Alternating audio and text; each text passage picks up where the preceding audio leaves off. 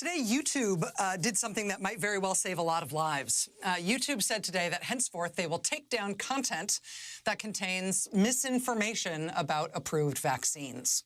If this works, if YouTube can effectively manage to keep that increasingly fatal, toxic disinformation off their platform, it could be a big deal. I mean, how many people do you know in real life who have been slow to get vaccinated or who are otherwise inexplicably opposed to vaccination because of something wrong that they saw and believed from YouTube?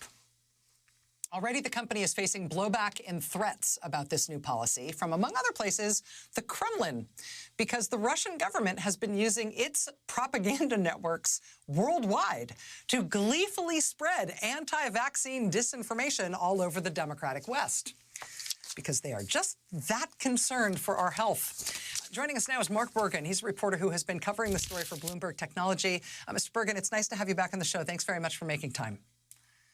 Yeah, thanks again for having me.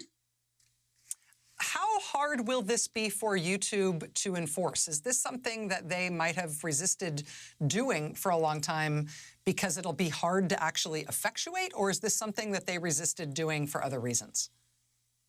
I think for two reasons. One is their strategy so far, and mind you, this has been since the beginning of 2019, sort of historically, they had a very hands-off approach to videos about vaccines and in health in general. But since 2019, they've basically done de-ranking. So, YouTube is owned by Google. So think about when you search for something on Google and you have to click through to like 10 pages, which nobody does. It's a similar thing on YouTube. It's hard to find. They're not recommending it with their algorithm, these certain videos.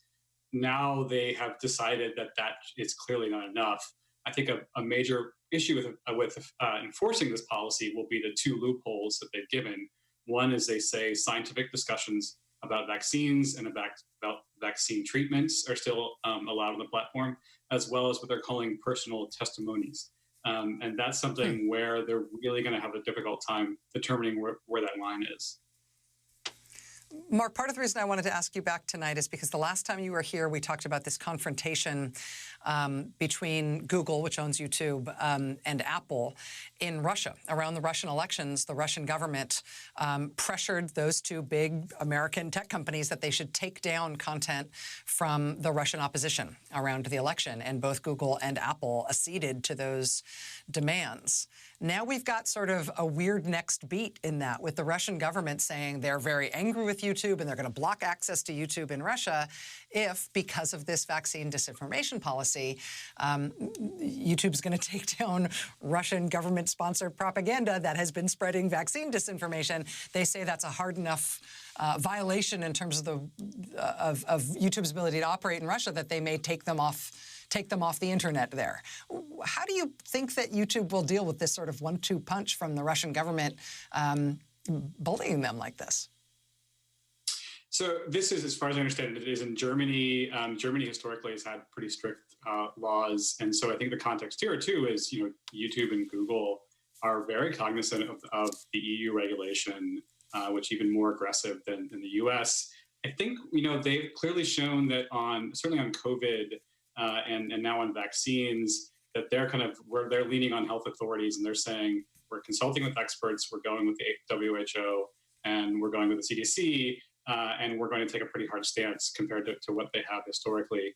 That being said, that YouTube has been able to have these loopholes. Earlier today, I watched a clip of Joe Rogan talking with a guest about their experience with the vaccine and the side effects.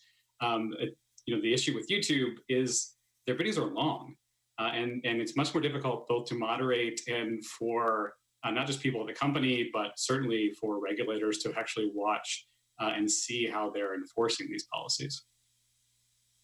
Mark Bergen, reporter for Bloomberg News. Mark, thank you for being here. It's a fascinating story and obviously still developing. Appreciate it.